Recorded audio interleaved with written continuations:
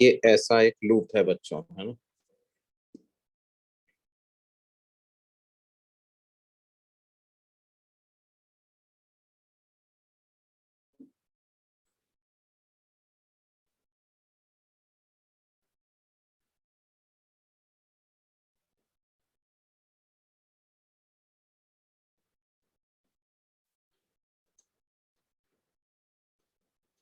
यहाँ से current I flow हो रहा है।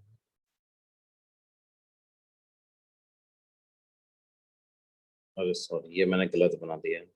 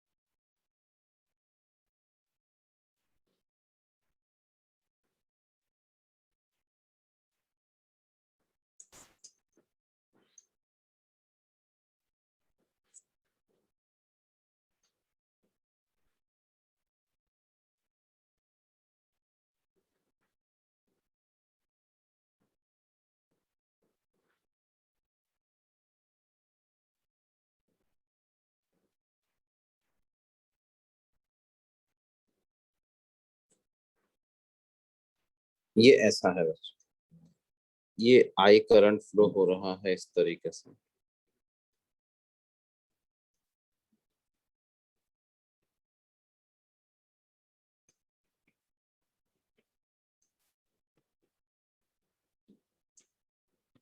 है ना। और हमें दिया हुआ है inner radius is equal to A, outer radius is equal to B.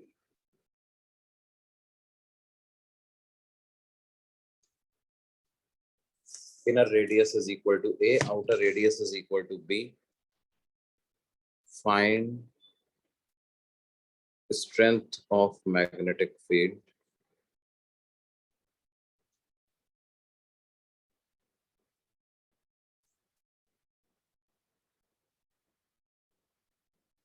at the center.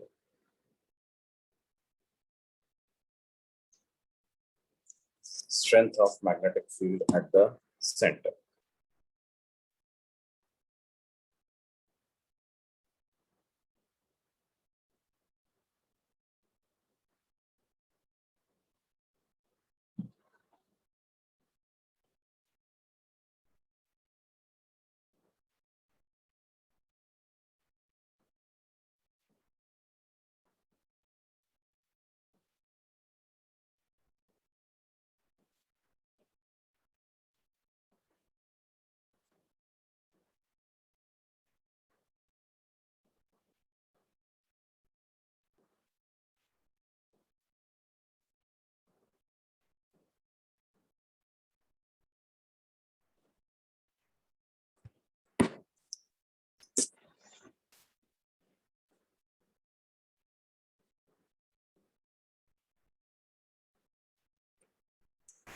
तो भाई कैसे कैलकुलेट करेंगे?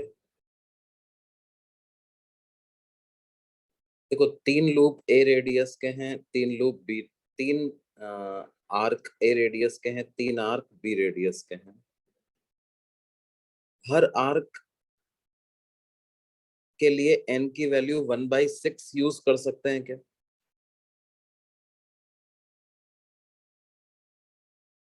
बच्चों, मेरी आवाज आ रही है ना तुम्हें? हाँ सर। Yes sir. हाँ कुछ, हाँ ना कुछ बोलते रहो भाई, क्या है। Yes sir. तो बी एट सेंटर अगर हमें लिखना है तो मैं लिख लिख दूंगा 3 times of B due to the inner loop minus 3 times B due to the outer loops. अब इनर लूप की वजह से बी की वैल्यू आ जाएगी mu not N I, N is 1/6 I divided by 2 R minus बाहर वालों की वजह से आ जाएगी 3 टाइम्स म्यू नॉट आई। अच्छा, ये माइनस करेंगे कि ऐड करेंगे, ये भी जरा देखो। सर ऐड होगा। ऐड होगा। क्या होगा? ऐड होगा, क्योंकि दोनों ही into the plane magnetic field generate कर रहे हैं। इनर लूप्स में भी क्लॉकवाइज डायरेक्शन में ही करंट फ्लो हो रहा है, और बाहर वाले लूप में भी क्लॉकवाइज डायरेक्शन में ही करंट फ्लो हो रहा है। अच्छा, how about these straight wire segments? Sir ये 0। स्ट्रेट वायर सेगमेंट कितना, ये कुछ जनरेट कर रहे हैं क्या? स्ट्रेट वायर सेगमेंट्स की वजह से बी 0 होगा, है ना? तो 3 times mu not N, N is 1/6 I divided by 2 R, R की जगह मैं बी लिख दूंगा। तो मेरे पास क्या वैल्यू आ जाएगी बच्चों? हमारे पास जो फाइनल आंसर आ जाएगा बी एट द सेंटर का, वो आ जाएगा 3 कॉमन ले लें, mu not I by 12 A plus mu not I by 12 B. तो ये mu not I by 4 into 1/a plus 1/b, ये ऐसा आ जाए।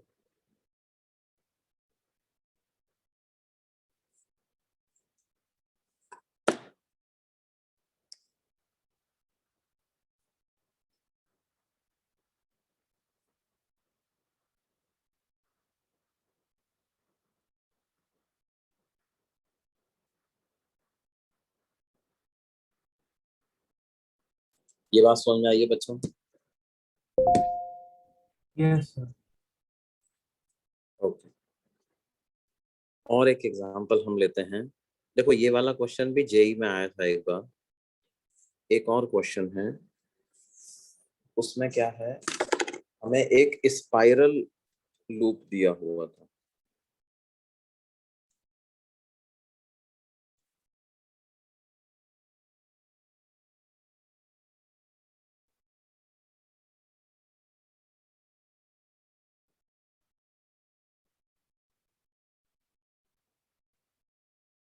इस तरह का एक स्पाइरल लूप हमें दिया हुआ है।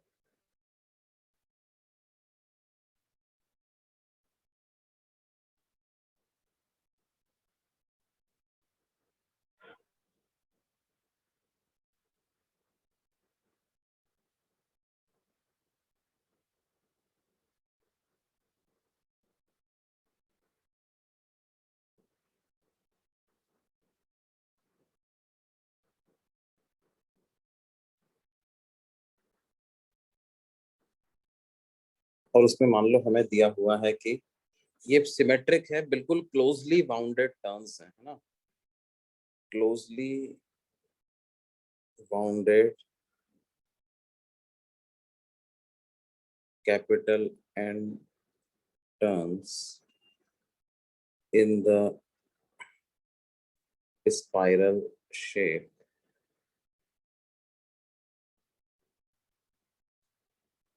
with inner radius equal to A and outer radius equal to B.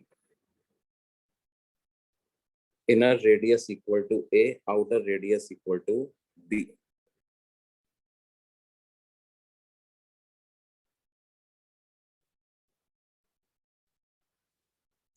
हाँ, और इसमें कुछ आई करंट फ्लो हो रहा है, तो हमें पता करना है find strength of magnetic field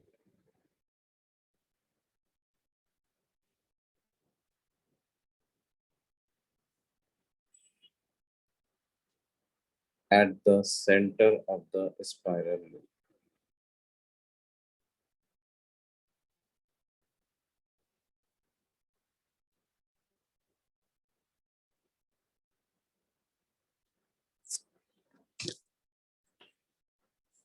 Find the strength of magnetic field at the center of the spiral loop.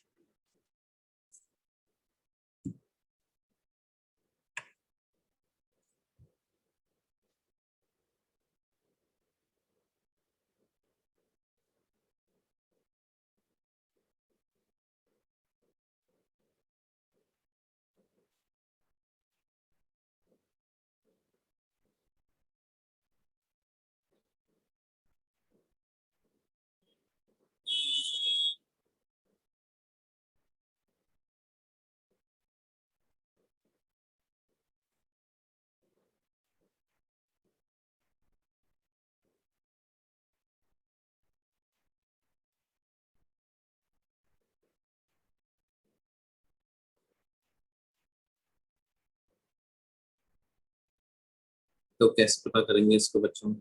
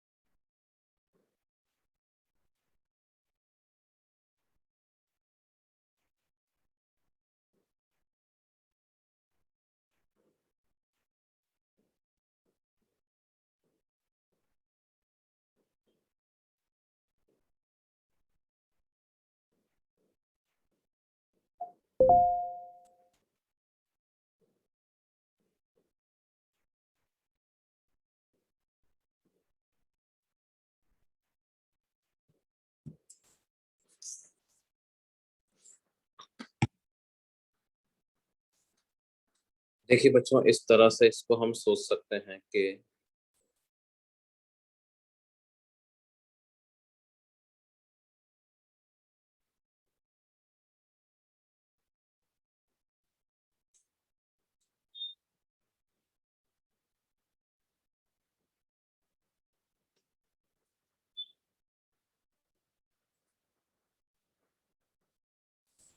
देखो,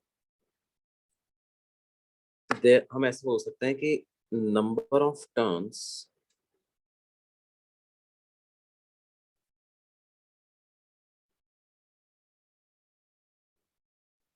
इन बी माइनस ए विड्थ, ये कैपिटल एन के बराबर है ना?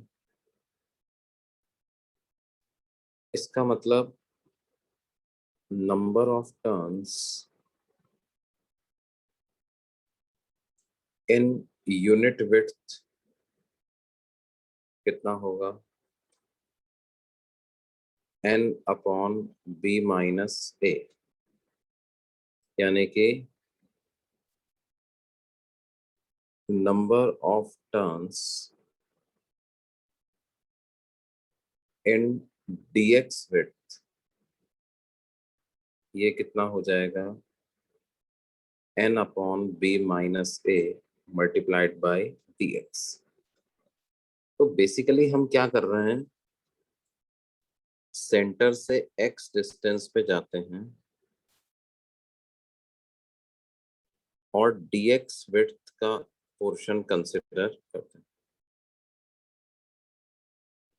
I consider a portion of width कितना? dx, dx विड्थ का portion हम consider करते हैं।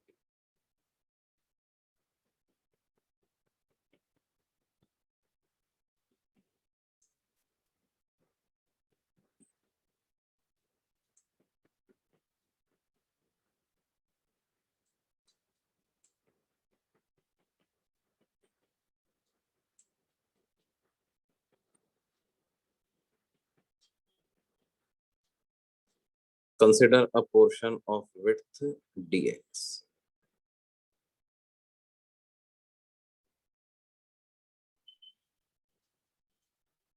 ठीक है बच्चा, ये जो dx पोर्शन का अपन ने जो विड्थ कंसिडर की है उसमें इतने लूप्स हैं,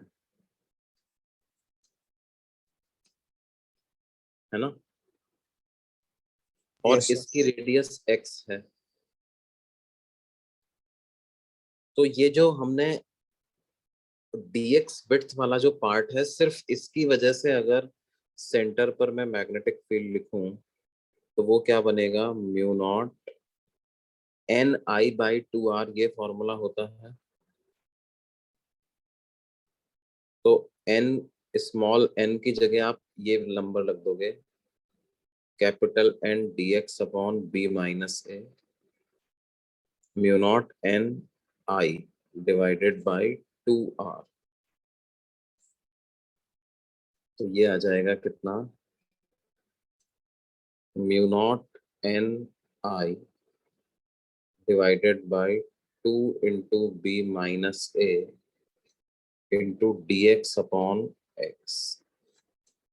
और टोटल मैग्नेटिक फील्ड पता लगाना है तो वो इंटीग्रेशन ऑफ dB के बराबर हो जाएगा, यानी integration of mu not N I upon 2 into B minus A into D X by X, और इंटीग्रेशन कर देंगे ए से लेकर के बी तक। तो ये आपके पास आ जाएगा mu not N I by 2 into B minus A, D X by X का इंटीग्रेशन आ जाएगा एल एन एक्स, ए से बी तक। तो ये आएगा mu not N I upon 2 into B minus A into L N of B by, ये ऐसी वैल्यू इसकी आ जाएगी।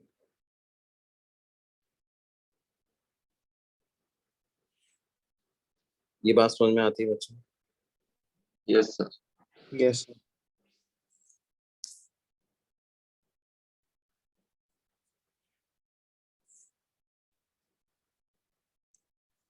This question was also once asked in JEE. तो देखो इस तरह से हम क्या है, सर्कुलर लूप का यूज करके ये क्वेश्चन सॉल्व कर सकते हैं। अब मान लीजिए हमसे, हम पता लगाते हैं क्या, B ड्यू टू,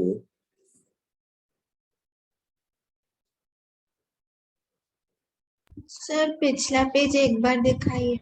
एक मिनट बेटे,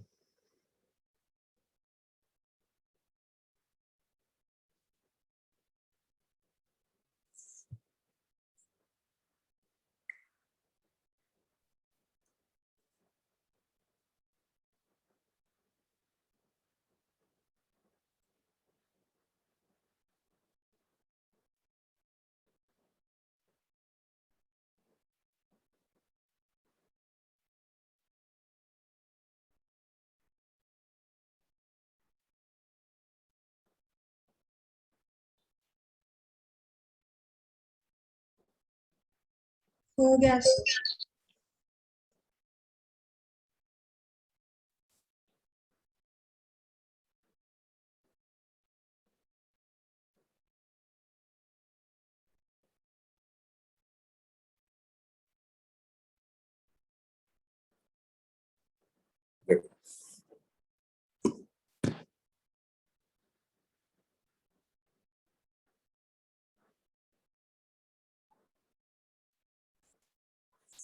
B due to a straight wire, हमारे पास एक वायर है जिसमें कुछ आई करंट फ्लो कर रहा है और वायर से कुछ आर परपेंडिकुलर डिस्टेंस पर कोई पॉइंट है पी, वहां मुझे strength of magnetic field calculate करनी। और पी पॉइंट सिमेट्रिकली लोकेटेड नहीं है। वायर के एक एंड को पी से ज्वाइन करता हूं तो वो परपेंडिकुलर के साथ θ1 एंगल बनाता है, दूसरे एंड को पी से ज्वाइन करता हूं तो वो परपेंडिकुलर के साथ कुछ θ2 एंगल बनाता है ना। इस सेगमेंट की वजह से हमें पी पॉइंट पर स्ट्रेंथ ऑफ मैग्नेटिक फील्ड पता करनी। तो अब देखो इसका तरीका क्या होता है बच्चों, कि हम ये जो फुट ऑफ द परपेंडिकुलर है वहां से कुछ x डिस्टेंस पे जाते हैं और dx विड्थ का वायर कंसिडर करते हैं। अब जो फॉर्मूला होता है एक करंट एलिमेंट की वजह से मैग्नेटिक फील्ड का, वो क्या होता है, वो होता है mu not by 4 pi I D L cross R divided by R cube. I D L vector ऊपर है, आर वेक्टर कुछ इस तरफ है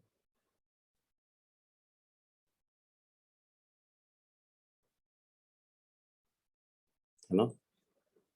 अब अगर हम ये वाला एंगल को थीटा कहें तो ये एंगल 90 माइनस थीटा हो जाएगा, ये वाला एंगल हो जाएगा 90 प्लस थीटा।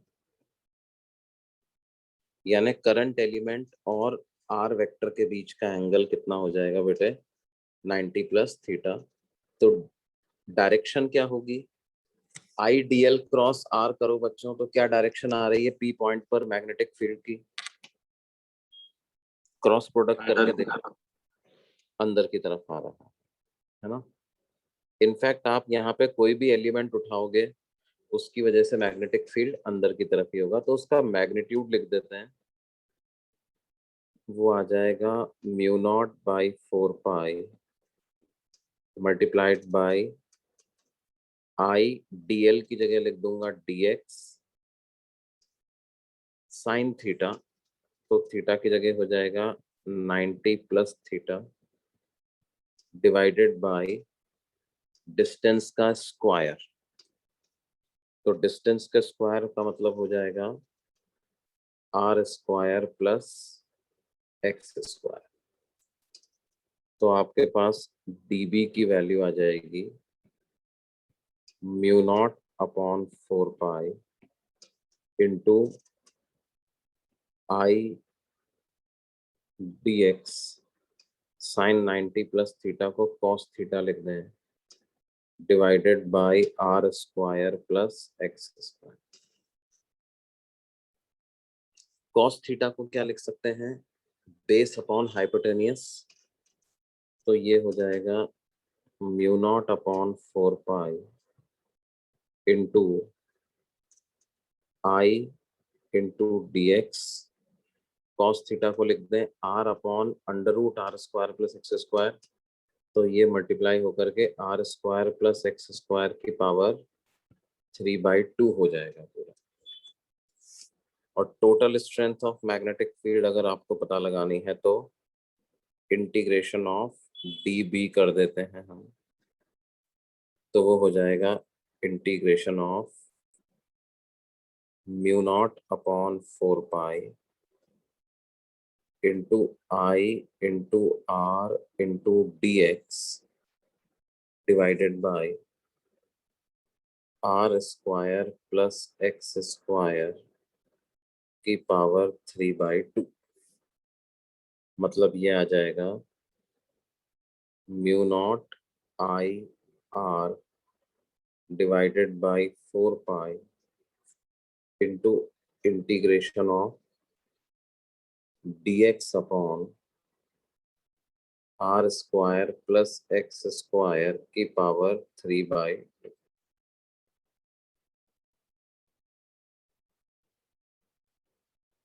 अच्छा, x की लिमिट क्या सब्स्टिट्यूट करेंगे? -r tan θ2 से लेकर के +r tan θ1 तक। क्या ऐसा लिख सकते हैं बच्चों x की वैल्यू को? Yes. Yes, sir.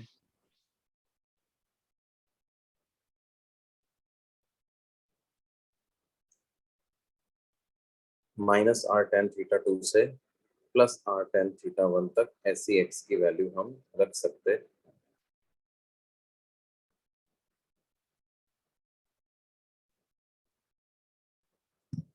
अब देखो क्या है बेटे,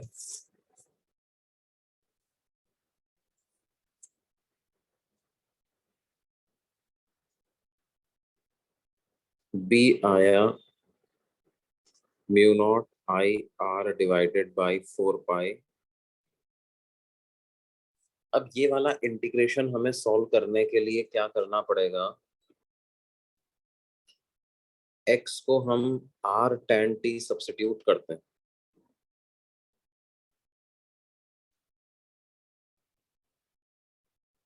substitute x is equal to r tan t। इसका मतलब dx की क्या वैल्यू हो जाएगी?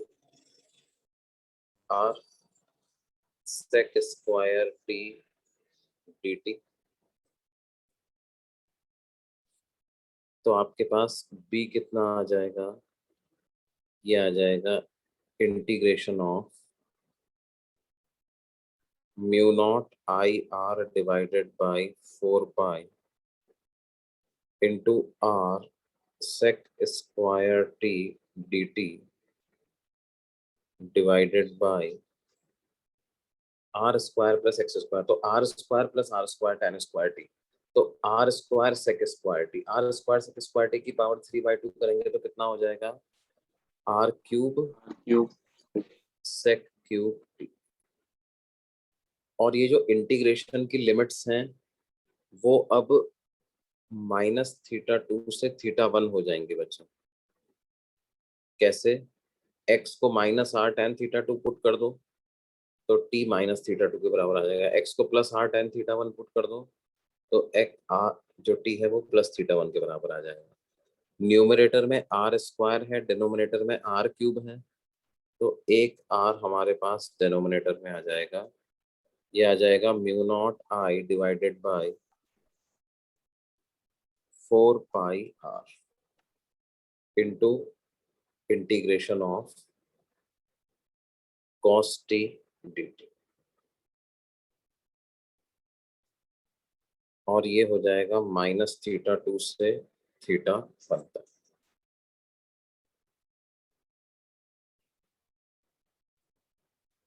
cos t का इंटीग्रेशन sin t लिख सकते हैं बच्चों? Yes, sir.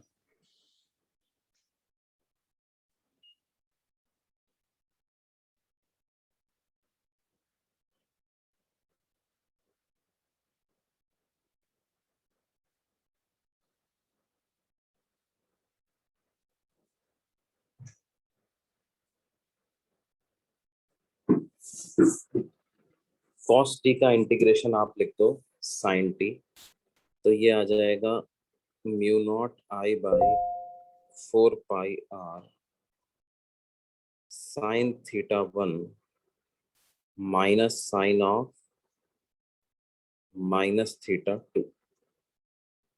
तो b की वैल्यू आ जाएगी μ0I/4πr into sign θ1 plus sign θ।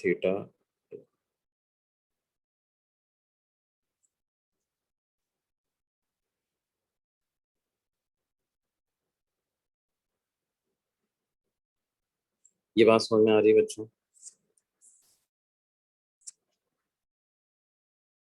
Yes, sir. Yes, sir. Okay, hello.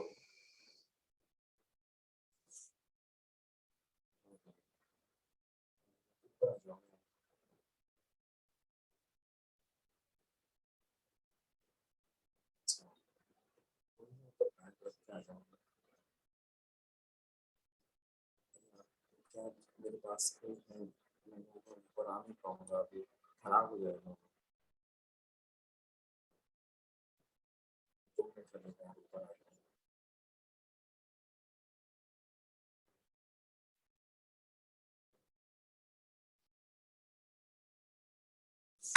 तो देखो बच्चों क्या हो जाएगा, ये आपके पास हो जाएगा इस तरह से।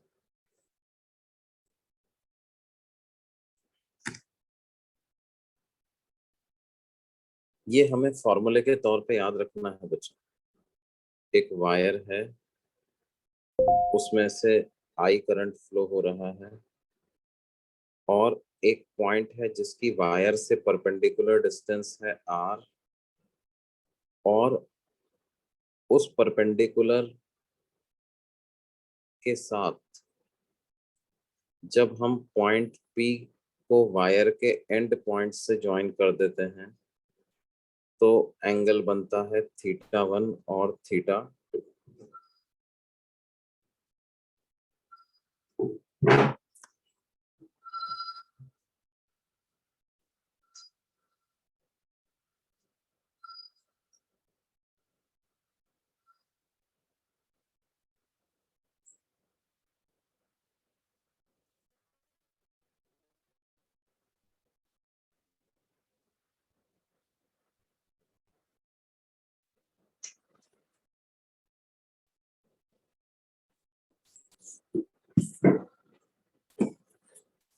अब इसमें एक स्पेशल केस होता है। स्पेशल केस क्या होता है? B due to infinitely long wire.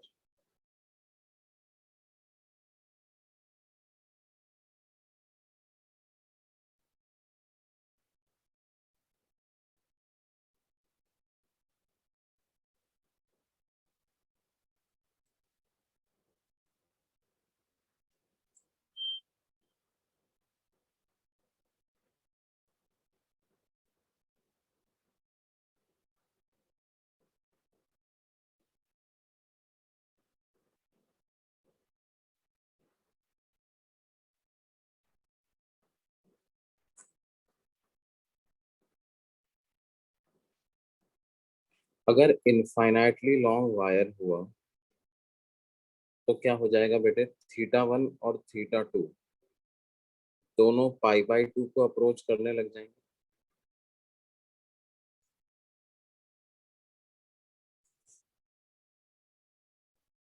जैसे इस पॉइंट पर आपको मैग्नेटिक फील्ड की स्ट्रेंथ पता लगानी है, तो जब आप पी को अपर एंड ऑफ द वायर से ज्वाइन करने लग जाओगे या पी को lower end of the wire से ज्वाइन करने लग जाओगे तो ये दोनों तरफ एंगल 90-90 बनने लग जाएगा। तो बी की value μ0I/4πr into sine π/2 plus sine π/2 ऐसा आ जाएगा। यानी बी को क्या लिख पाएंगे हम, μ0I/2π। इनफाइनाइटली लॉन्ग वायर की वजह से बी इतना।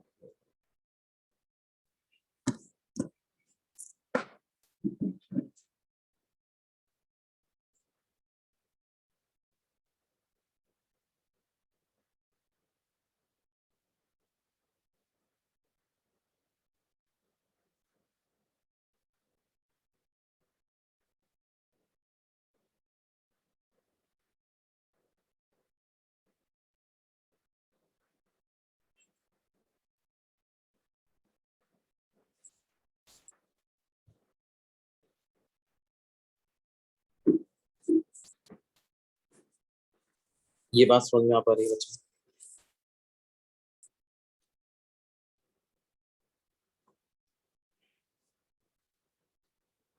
डायरेक्शन क्या होगा बच्चों बी का?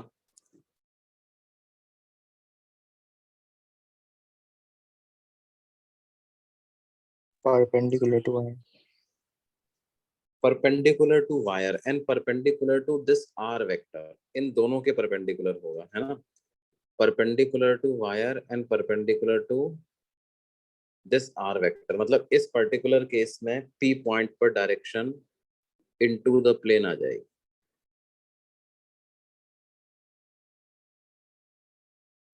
और अगर लेफ्ट हैंड साइड पे कोई पॉइंट अगर मैं लूंगा तो वहां पे बी की direction coming out of the plane आ जाएगी।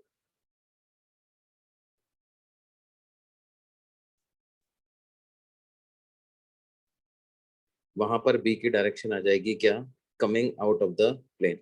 आइडियल क्रॉस आर करेंगे तो बी की डायरेक्शन आ जाएगी coming out of the plane.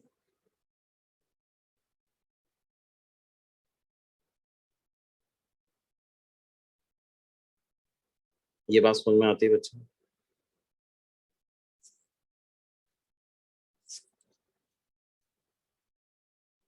Yes, sir. इसमें ये नोट कर लिया आप लोगों ने? Yes sir. देखो आप क्या है, एक पाम रूल भी यूज कर सकते हो। एक रूल होता है जिसको बोलते हैं क्या, right hand palm rule.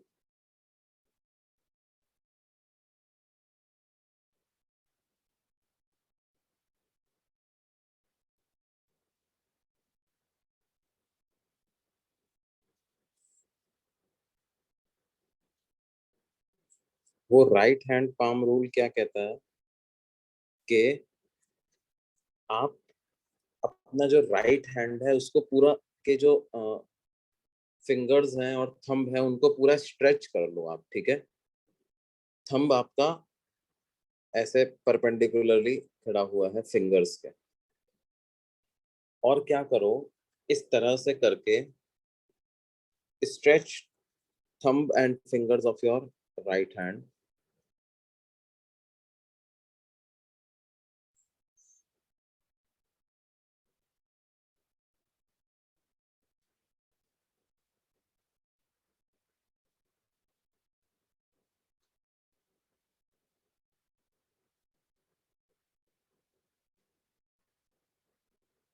and place the right hand in such a way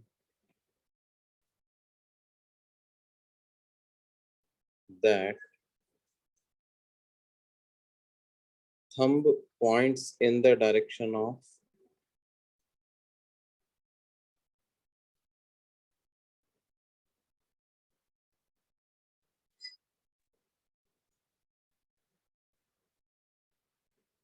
current in the wire, such that thumb points in the direction of current in the wire and fingers in towards the point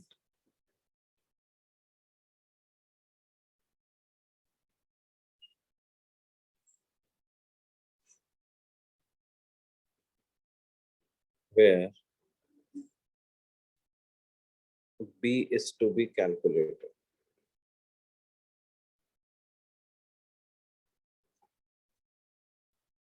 है ना। जैसे ये wire है हमारा, इसमें current ऊपर flow कर रहा है, आपको पी पॉइंट पर मैग्नेटिक फील्ड पता लगाना है। तो आप बिल्कुल हाथ को सीधा करके अपने राइट हैंड को सीधा कर लो, है ना। जैसे अपन हैंड शेक करते समय जब अपने हाथ को सीधा करते हैं उस तरह से उसको सीधा कर लें, और थंब को हम रखें करंट की डायरेक्शन में, thumb in the direction of current. Thumb को हमें रखना है किधर,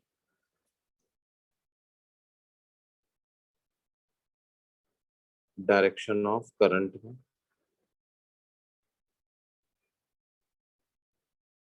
और फिंगर्स को क्या करना है,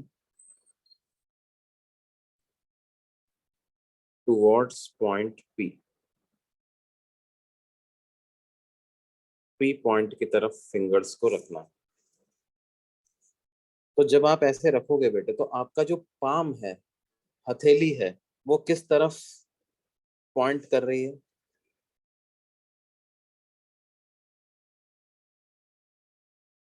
Inside the इस plane. पर इनसाइड द प्लेन पॉइंट कर रही है ना।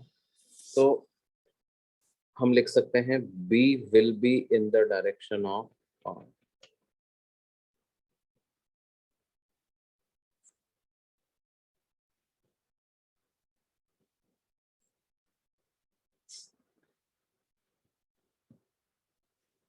B will be in the direction of R.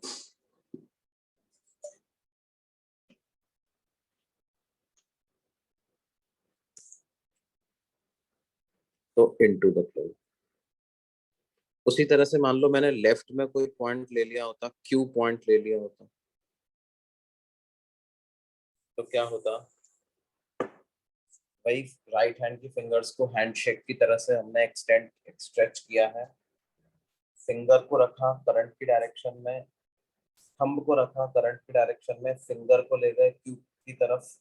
अभी पाम की डायरेक्शन क्या आ रही है बेटा? Where is the palm pointing now?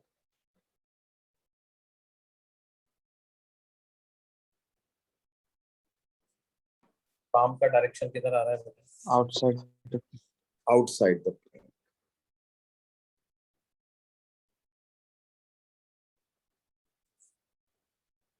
ठीक है, ऐसा होगा।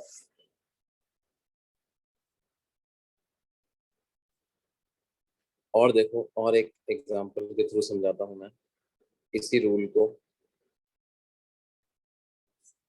मान लो क्या है, हमें दिया हुआ है एक वायर जो कि ये जो हमारा स्क्रीन है उसके प्लेन के परपेंडिकुलर है और उसमें करंट अंदर जा रहा है।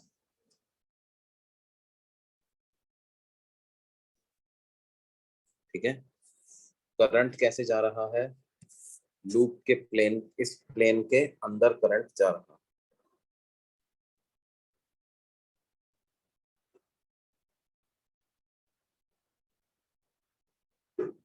अब हमें क्या करना है, मान लो ये वायर जो है वो Z एक्सिस के अलोंग रखा हुआ है,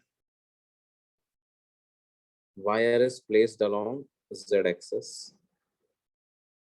और मुझे क्या करना है, एक्स वाई प्लेन में मैंने कुछ पॉइंट्स लिए हुए हैं। जैसे मान लो मैंने पॉइंट ले लिया है P, एक पॉइंट मैंने ले लिया है Q, एक पॉइंट मैंने ले लिया है R, एक पॉइंट मैंने ले लिया है S। इन पॉइंट्स पर मुझे मैग्नेटिक फील्ड की डायरेक्शन पता करनी है।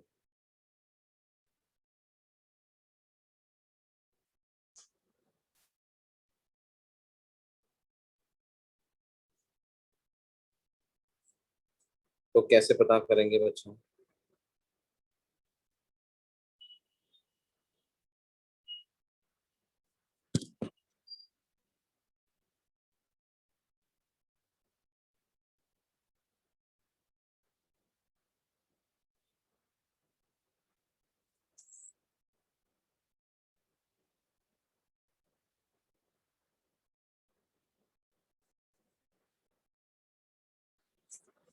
देखो, करंट की डायरेक्शन में तो आप रख लो अपनी फिंगर्स, सॉरी थंब। करंट की डायरेक्शन में क्या रखना है? Thumb in the direction of current, और फिंगर्स को पॉइंट P की तरफ ले जाएं अपन। तो बताओ पाम किस डायरेक्शन में पॉइंट कर रही है बेटे? Minus J cap. Minus J cap की तरफ कर रही है। तो यहाँ पर मैग्नेटिक फील्ड इस डायरेक्शन में,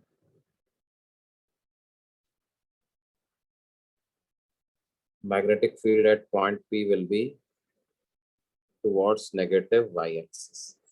अच्छा, Q पॉइंट पे लेके जाओ फिंगर्स को, थंब को अंदर की तरफ रखो और Q पॉइंट की तरफ फिंगर्स को लेके जाओ। अभी पाम किस डायरेक्शन में आ रही है? I cap. I cap. Plus I cap आ रहा है। तो मैग्नेटिक फील्ड एट Q ऐसा है। फिर उसी तरह से R पॉइंट पर क्या आ रहा है बेटे direction? Plus J cap. Plus J cap.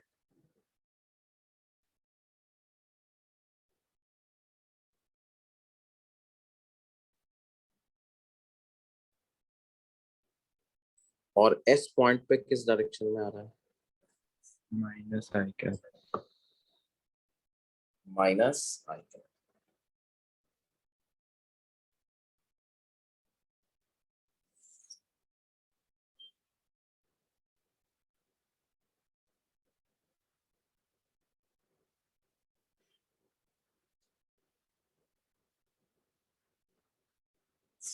तो क्या होगा, ये इस तरह की डायरेक्शन आएगी। इनफैक्ट अगर हम यहाँ इनके बीच में जैसे इस तरह के भी कुछ पॉइंट्स ले लें, तो उन पॉइंट्स पर मैग्नेटिक फील्ड की डायरेक्शन जैसे यहाँ पर देखोगे तो मैग्नेटिक फील्ड की डायरेक्शन ऐसे आएगी बेटे, है ना। आर वेक्टर के भी परपेंडिकुलर होती है वो। यहाँ पर देखोगे तो मैग्नेटिक फील्ड की डायरेक्शन कुछ ऐसे आएगी। यहाँ देखोगे तो मैग्नेटिक फील्ड की डायरेक्शन जो है वो कुछ इस तरह से।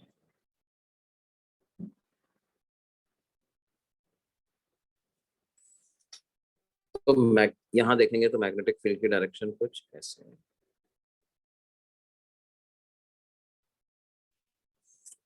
तो मैग्नेटिक फील्ड की लाइंस ऐसी बनेंगी बच्चों।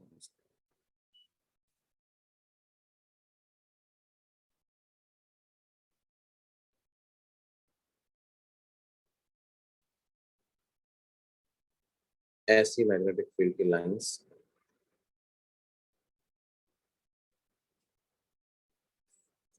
ये बात समझ में आती है? In fact Yes. अगर मैं उसको ठीक से बनाऊं तो वो बिल्कुल सर्कुलर फील्ड लाइंस बनेंगी। They will be perfectly circular.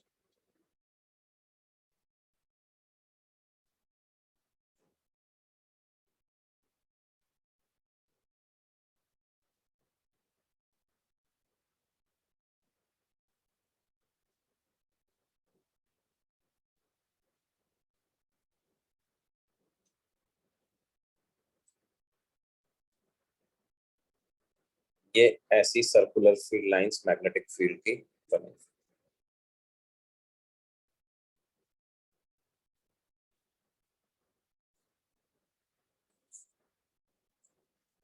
क्या ये बात समझ में आ रही है बच्चों?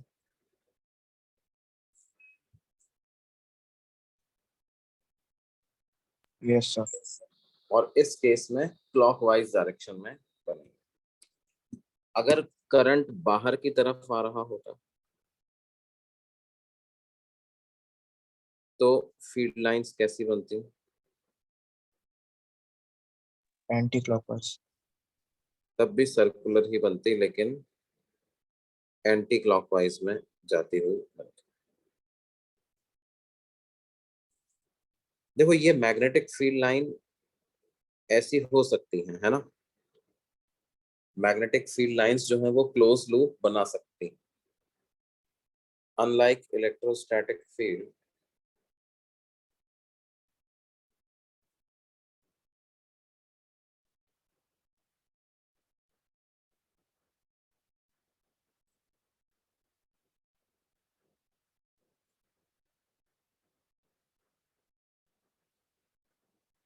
Magnetic field lines can form closed loop.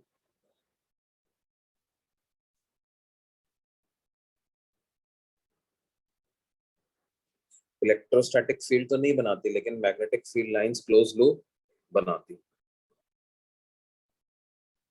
ठीक है।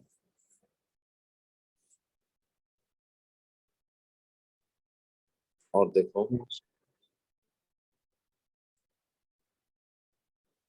मान लो आपसे कहा जाए कि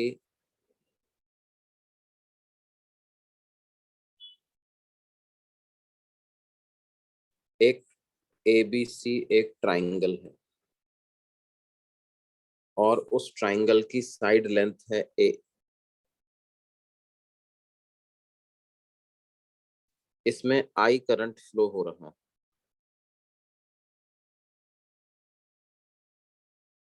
a current I flows in a triangular loop of side length A, equilateral triangle है.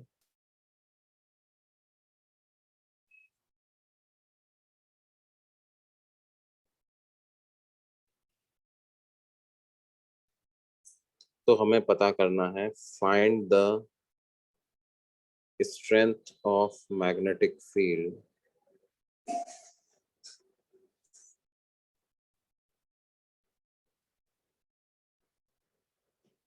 at the center of the triangle.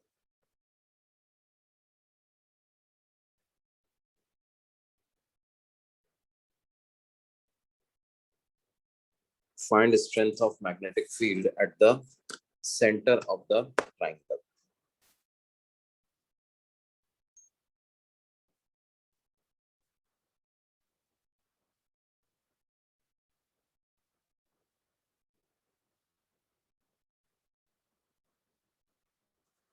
Sir अब पिछला भी बोलेंगे हाँ बेटे, सर सीरीज पे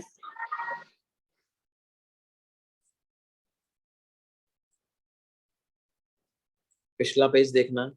यस सर ये रहा.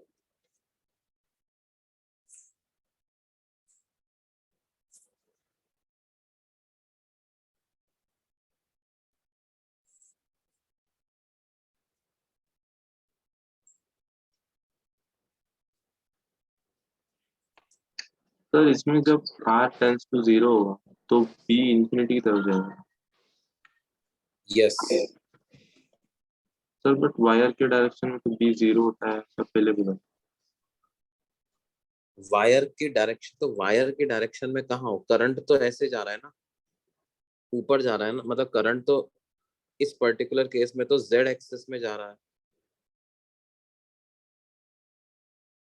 समझ रहे हो? वायर की डायरेक्शन में कहाँ हो आप? करंट तो ऐसे जा रहा है ना. आप यहाँ हो तो r वेक्टर और b वेक्टर के बीच में तो 90 डिग्री का एंगल है. Okay sir, okay. भाई इसको दूसरे प्लेन में आप देखो तो ऐसा दिखेगा ना, करंट ऐसे जा रहा है और आप यहाँ पे कैलकुलेट कर रहे हो, इन पॉइंट्स पे कैलकुलेट कर रहे हो. Yes sir,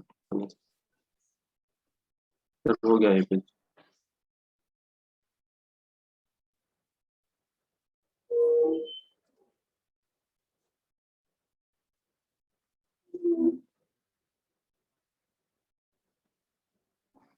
sir next.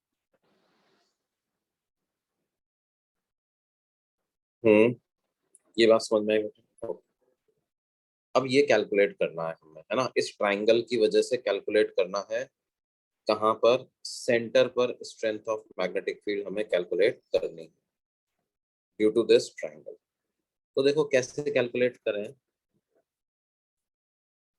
क्या आप देख सकते हो कि जितने भी जो सेगमेंट्स हैं वो मैग्नेटिक फील्ड की स्ट्रेंथ जो जनरेट करेंगे वो इस प्लेन के बाहर ही जनरेट करेंगे. Yes, sir.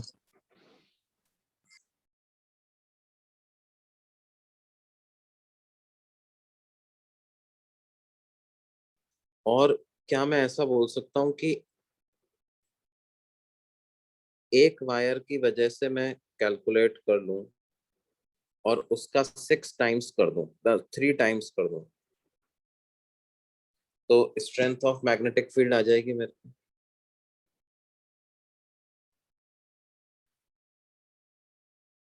Yes sir. क्योंकि तीनों वायर सिमेट्री से बराबर बराबर मैग्नीट्यूड का स्ट्रेंथ जनरेट करेंगे. तो देखो क्या है, ये वाली लेंथ है a,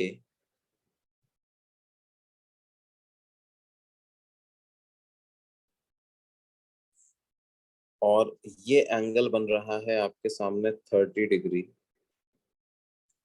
तो ये जो वायर की इस पॉइंट O से जो परपेंडिकुलर डिस्टेंस है r, इस r को कैसे कैलकुलेट कर सकता हूं मैं? tan 30 degree is equal to r divided by a by 2. तो r की वैल्यू हो जाएगी a बाय 2 tan 30. यानी a/2√3। ठीक है, और ये O पॉइंट से वायर पे परपेंडिकुलर ये हो गया, और O पॉइंट को and point of the wire से ज्वाइन किया तो ये दो सेगमेंट मिल गए। ये एंगल 60 डिग्री और 60 डिग्री आ रहे हैं, तो B कितना आ जाएगा? μ0I divided by 4πr into sine 60 degree plus sine 60 degree. ये एक वायर की वजह से आता है, इसको मैं 3 से मल्टीप्लाई कर दूंगा तो तीनों वायर की वजह से आ जाएगा।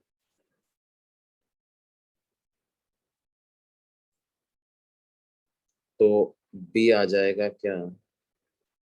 μ0I/4π r।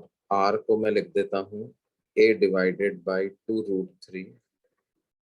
Sign 60 plus sine 60 की वैल्यू हो जाएगी √3, और उसको तुमने मल्टीप्लाई कर दिया लेट्स से 3 से, तो ये √3 ऊपर चला गया। √3 इंटू √3 3 इंटू 3 9, तो b की वैल्यू आ जाएगी 9 μ0I डिवाइडेड बाई 2π, ऐसी b की वैल्यू।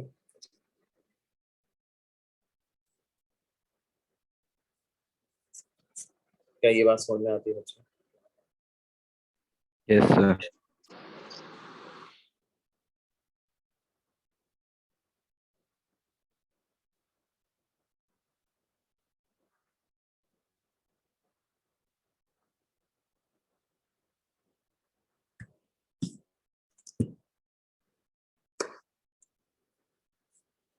उसी तरह से मान लो b ड्यू टू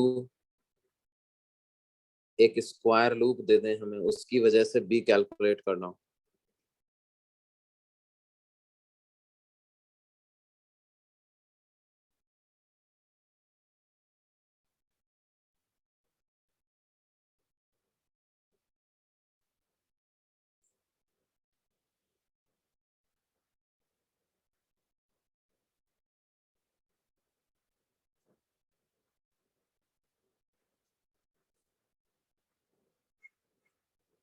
ये लेंथ है a,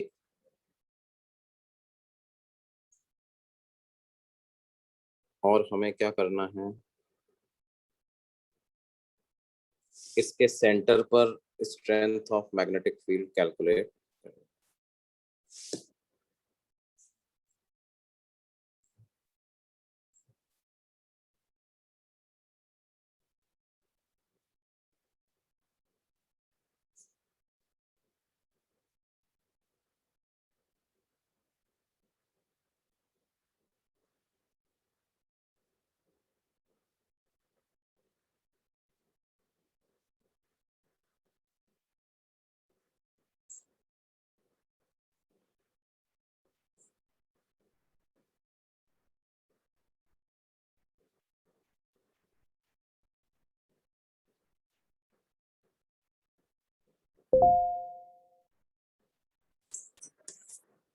ये ट्राई करो बच्चों आप लोग।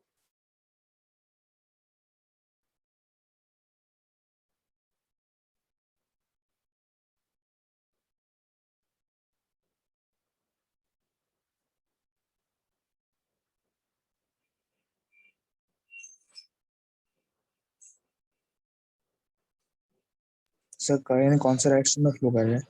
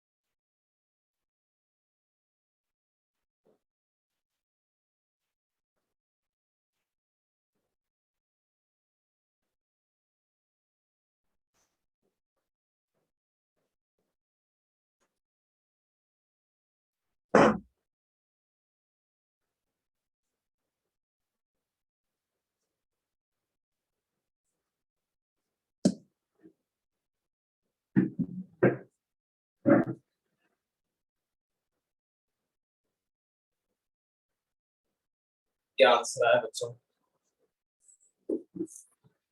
कैलकुलेट कर लिया जी? 2 nu naught I by pi a. हैं? देखो परपेंडिकुलर गिराओ, पूरे लूप में आई करंट फ्लो तो हो ही रहा है। किस डायरेक्शन में आएगा बेटे? अगर करंट को मैं ऐसे मान रहा हूं तो बी एट पॉइंट ओ किस डायरेक्शन में आएगा? Outside. आउटसाइड आएगा, है ना? तो क्या आ जाएगा? Mu not I B is equal to, एक वायर की वजह से लिखते हैं, उसका 4 गुना कर देंगे, mu not I by 4 pi R into sine 45 degree plus sine 45 degree, ऐसा कर सकते हैं।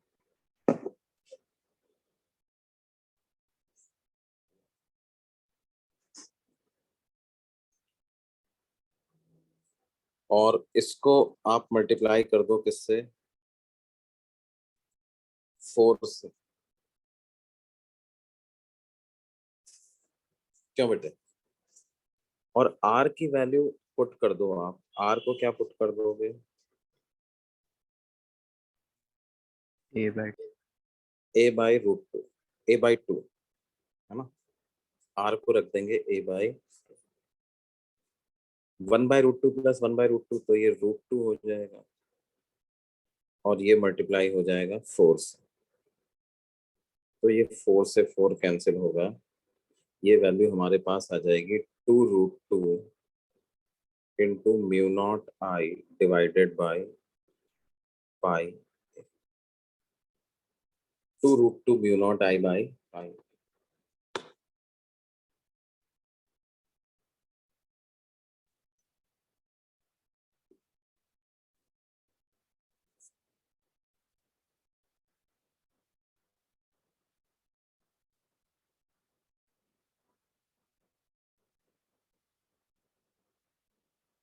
ये बात समझ में आती है?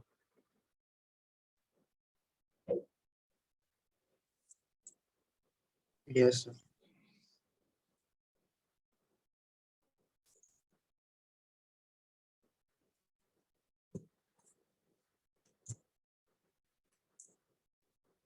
अगले पेज पे चले बच्चों।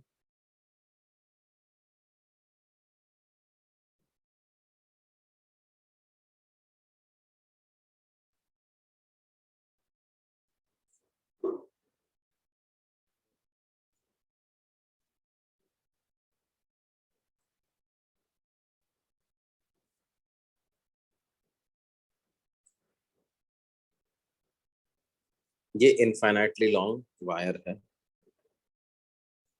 इस तरह से बेंड कर दिया मैंने इसको, एक पार्ट को एक्स एक्सिस के अलोंग रखा हुआ है, दूसरे पार्ट को वाई एक्सिस के अलोंग रखा हुआ है।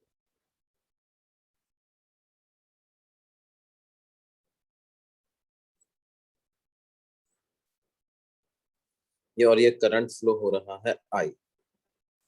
हमें बी की वैल्यू पता करनी, find B at A comma A, and at 0,0,A।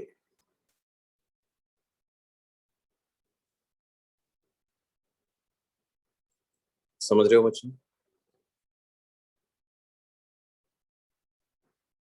A comma A and 0,0,A।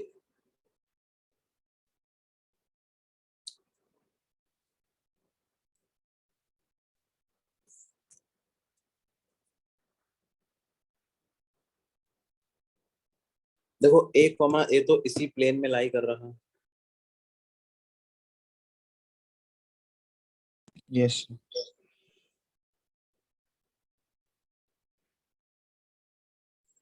अब क्या करें? दोनों वायर की वजह से बी निकालें और ऐड कर दें। क्या दोनों वायर सेम डायरेक्शन में बी जनरेट कर रहे हैं? Yes, Yes. sir. क्या डायरेक्शन है वो? Inside the plane. inside the Inside the plane. At A comma A, B due to both the wires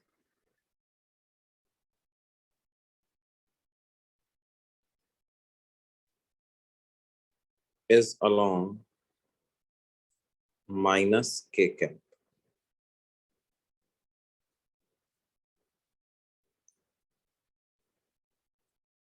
perpendicular distance दोनों की A है ना? अब देखो क्या है, ये वायर है और ये, हम परपेंडिकुलर डिस्टेंस तो A यूज कर ही लेंगे। और रही बात एंगल की, तो एंगल इधर 45 डिग्री आ जाएगा और इधर 90 डिग्री आ जाएगा। आ जाएगा कि नहीं आ जाएगा? 45 डिग्री क्योंकि ये डिस्टेंस ए है और ये वाली डिस्टेंस भी तो ए।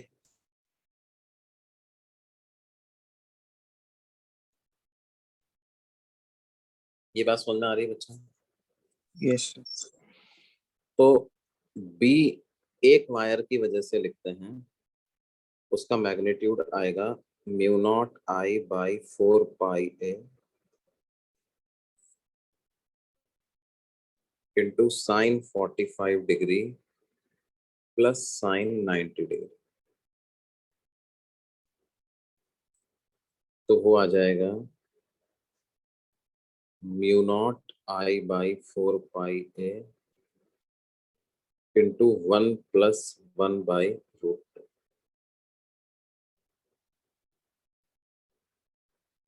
और वो किस डायरेक्शन में आ जाएगा? माइनस के कैप के डायरेक्शन।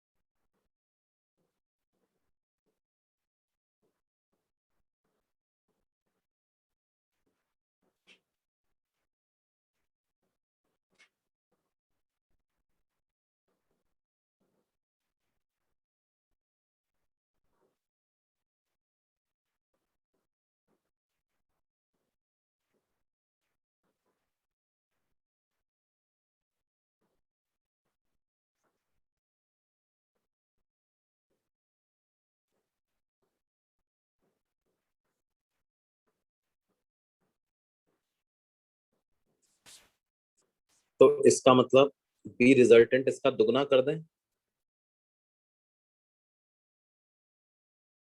तो B at A comma A कितना हो जाएगा? इसका ट्वाइस यानी mu not I by 2 pi A into 1 plus 1 by root 2 times minus K. 1 plus 1 by root 2 times minus K cap.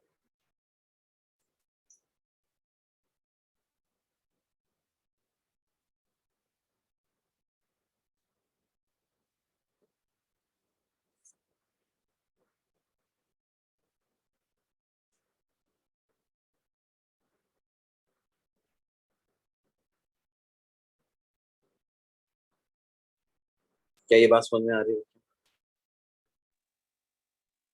Yes, sir. अब z axis की बात कर लेते हैं।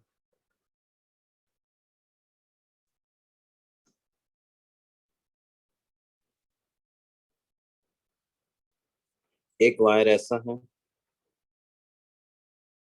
वो इनफाइनाइटली लॉन्ग है। दूसरा वायर ऐसा है,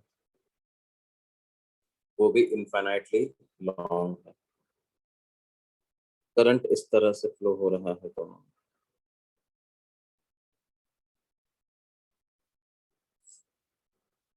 अब ओरिजिन हमें जेड एक्सिस, देखो जेड एक्सिस वाला पॉइंट जो है वो इस प्लेन के बाहर आ जाएगा ना बेटा। हाँ सर। Yes sir. ठीक है, तो अब एक बात बताओ कि वो ए कॉमा ए पे किस डायरेक्शन में मैग्नेटिक फील्ड प्रोड्यूस करेगा ये वाला वायर?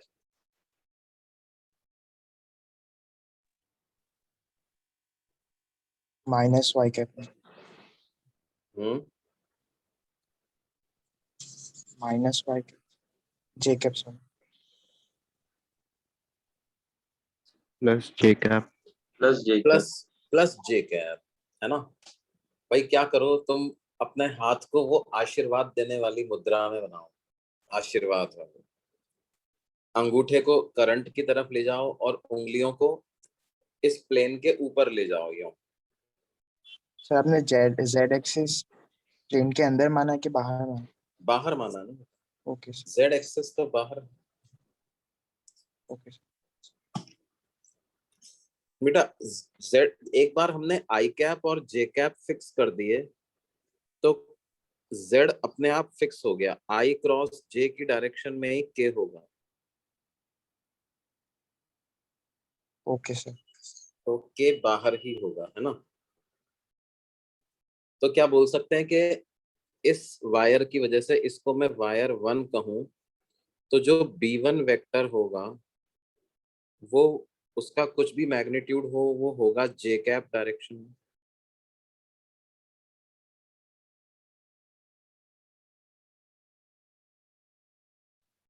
बोलो बेटे। हाँ सर। अब मैग्नीट्यूड कैसे लिख सकते हैं? Mu naught I by 4 pi A into sine 0 degree plus sine 90 degree, ऐसा लिख सकते हैं क्या? बोलो।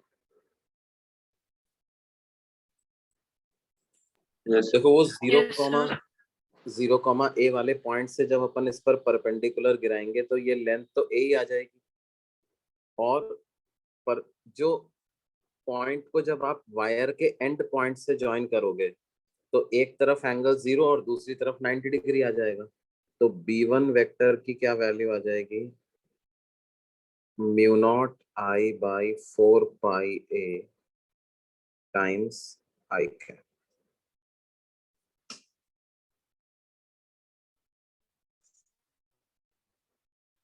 Sir. J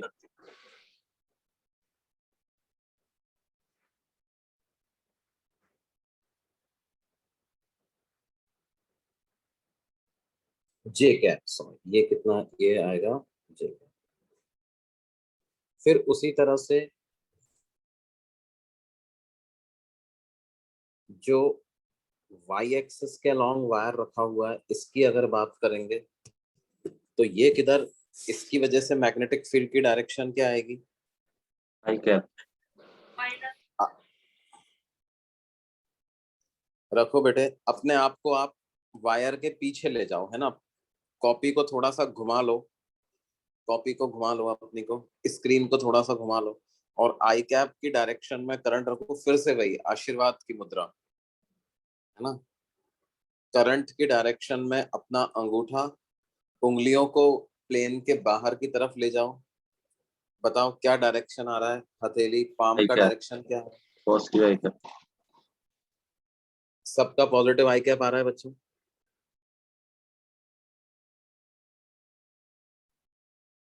yes sir. Positive I cap की डायरेक्शन में आएगा और मैग्नीट्यूड में तो वही लिखेंगे, sine 0 degree plus sine 90 degree positive I cap. तो ये हो जाएगा mu not I by 4 pi A I cap. तो बी रिजल्टेंट की क्या वैल्यू आ जाएगी? Mu not I by 4 pi A into I cap plus J cap.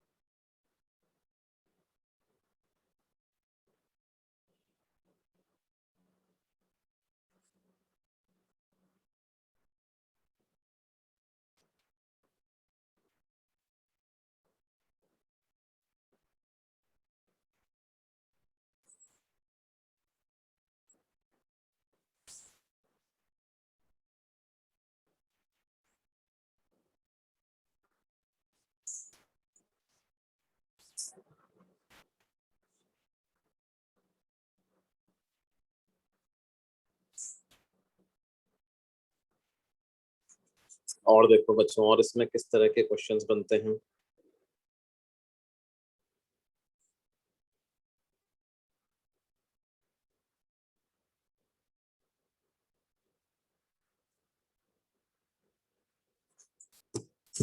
देखो मान लो ऐसा है,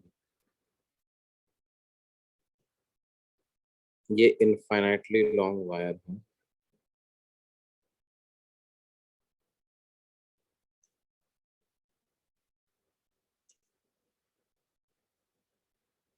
और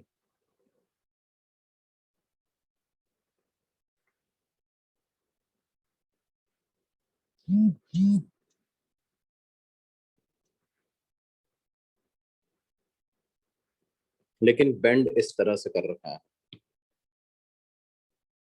इसमें करंट यूं जाता है ऐसे, ये सेमी सर्कुलर पार्ट में घूमता है, वापस स्ट्रेट हो जाता है, ठीक है। और ये आर रेडियस का सेमी सर्कल।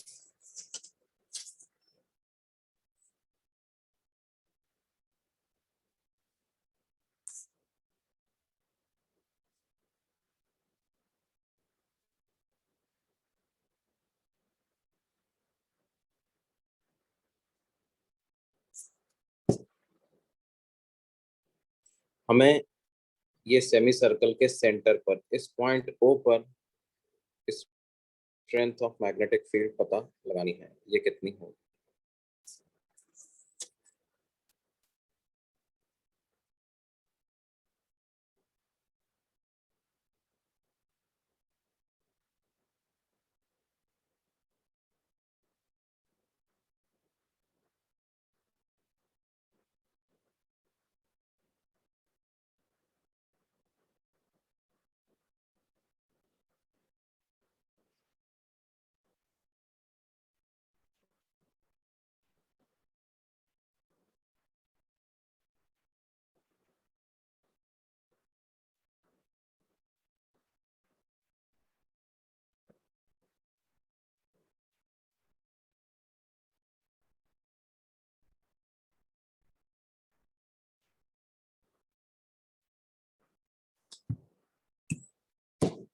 तो कैसे पता लगाएंगे। देखो इसको वायर 1 बोल देते हैं, इसको वायर 2, इसको वायर 3। तो वायर 1 की वजह से अंदर होगा, वायर 1 की वजह से किधर होगा, बाहर की तरफ। बाहर की तरफ। सेमी सर्कुलर लूप की वजह से भी बाहर की तरफ, है ना। और ये जो राइट वायर 3 है, इसकी वजह से भी बाहर की तरफ। all three segments will be producing B in outward direction.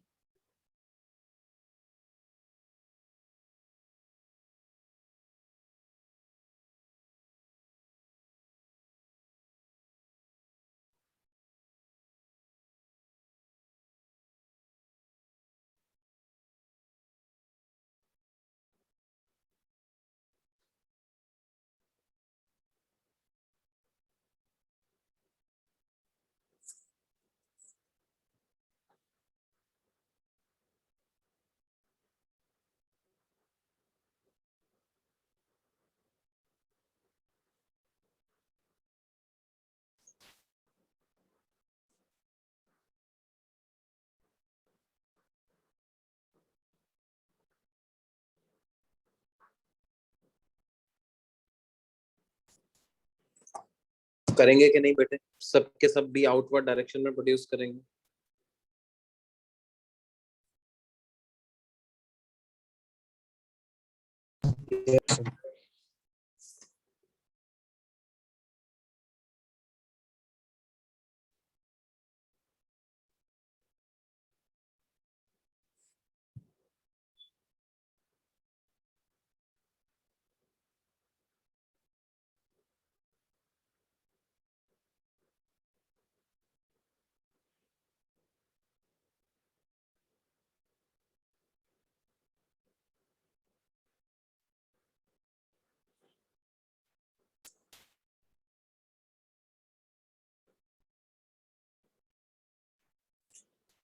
अब देखो वायर 1 की वजह से बी निकालते हैं वो पॉइंट पर, तो वो हो जाएगा mu not I by 4 pi R into sine 0 degree plus sine 90 degree.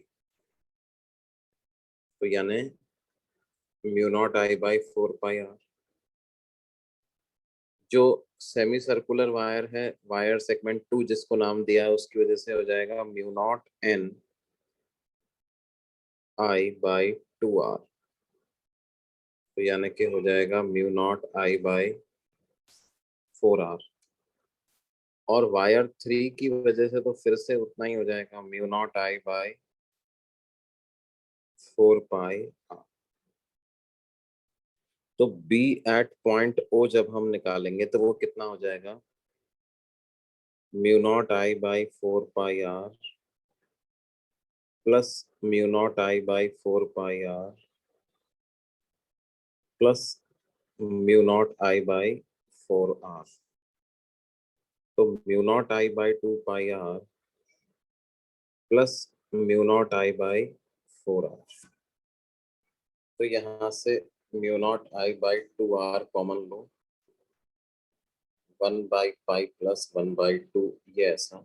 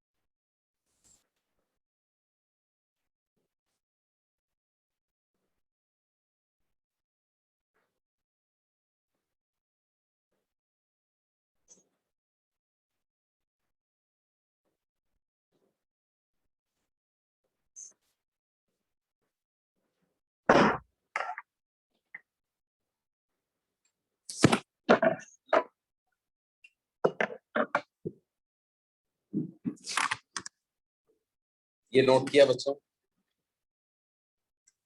Yes. और देखो,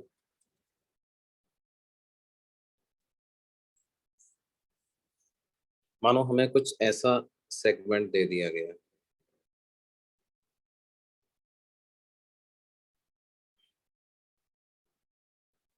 इनफाइनाइटली लॉन्ग वायर है, उसमें आई करंट जा रहा था, हमने उसको ऐसे बेंड कर दिया सो दैट वर्टेक्स पे एंगल अल्फा सबटेंड करता। एंगल बाइसेक्टर के अलोंग एक्स डिस्टेंस पर हमें मैग्नेटिक फील्ड की स्ट्रेंथ पता करनी। Axis distance from the vertex O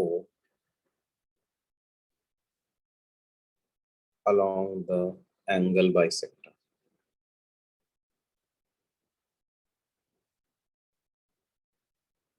Find strength of magnetic field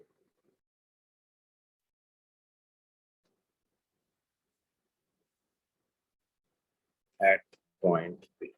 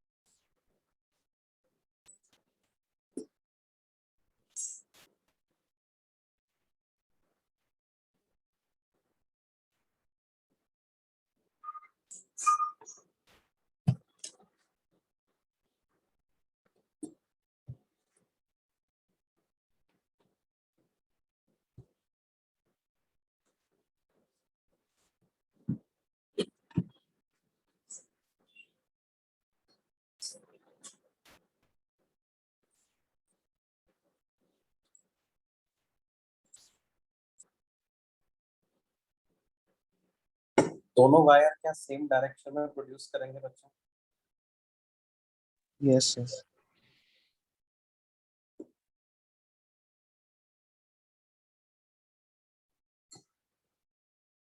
क्या डायरेक्शन होगी वो? आउटसाइड। आउटसाइड। दोनों वायर आउटसाइड डायरेक्शन में बी प्रोड्यूस करेंगे।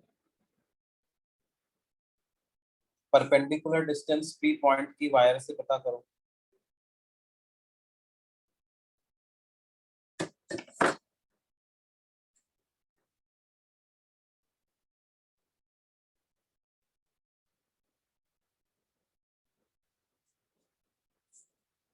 Will it be x sin alpha by 2? Yes. क्या हो जाएगा बेटा, यहां से हम इस पे एक परपेंडिकुलर गिरा दें तो ये जो परपेंडिकुलर डिस्टेंस है r वो बराबर हो जाएगी x sin अल्फा बाई 2 के।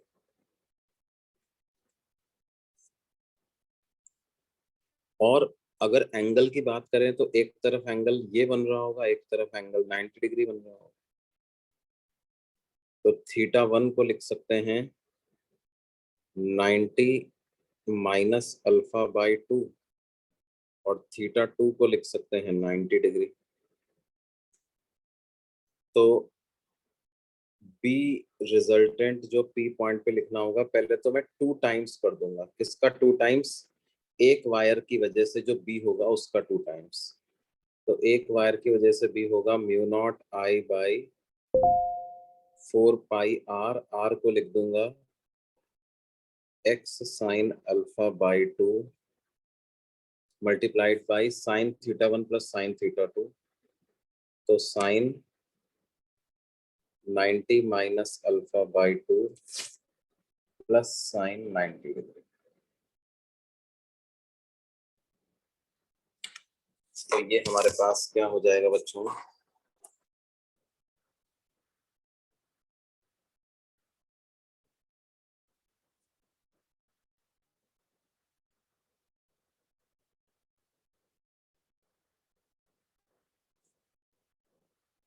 स्क्रीन शेयर चला गया।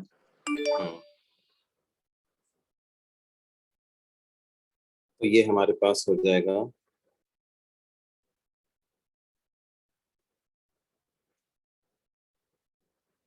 Mu naught I by 4 pi x sine alpha by 2 into cos alpha by 2 plus 1। इसको आप चाहो तो और फर्दर सिंप्लीफाई कर सकते हो और लिख सकते हो कैसे? Mu naught I by 2 pi x sine alpha by 2 को लिख लें 2 sign alpha by 4 cos alpha by 4 into 2 cos square alpha by 4। तो ये 2 से 2 कैंसिल हो जाएगा, एक cos अल्फा बाई 4 से एक cos अल्फा बाई 4 कैंसिल हो जाएगा, तो ये वैल्यू आ जाएगी mu not I cot alpha by 4 divided by 2 pi x। ऐसी वैल्यू b की आएगी।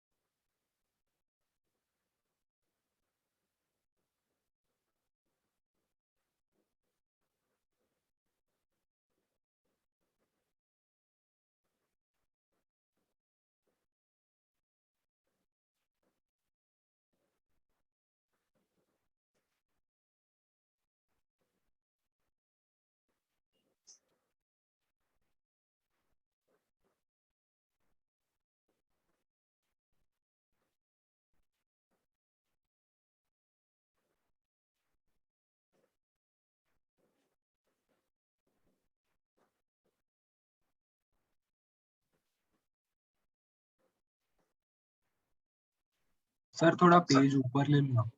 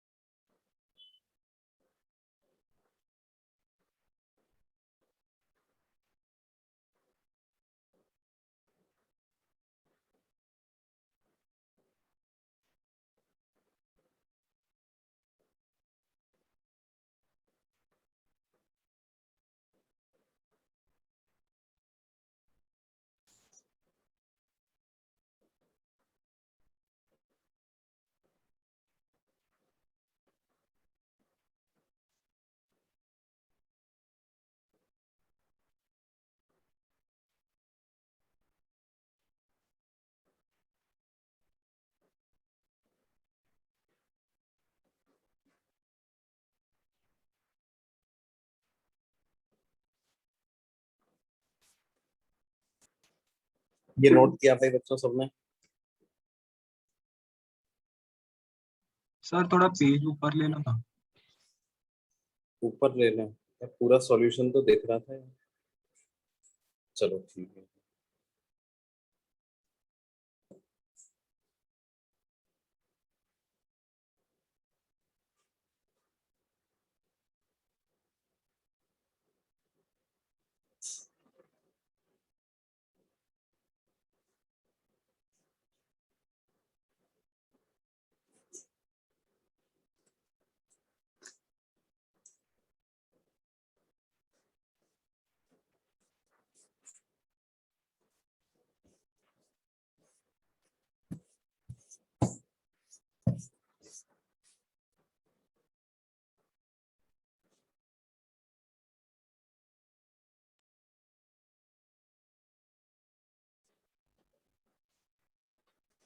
अच्छा ठीक है बच्चों, बाकी जो है अपन अगली क्लास में कंटिन्यू करेंगे। आपका होमवर्क जो है अब वो आप कहाँ कर सकते हो, मैग्नेटिक इफेक्ट्स ऑफ करंट की शीट में से एक्सरसाइज 1 का सेक्शन ए बी, ये आप कर सकते हो। Section A B C,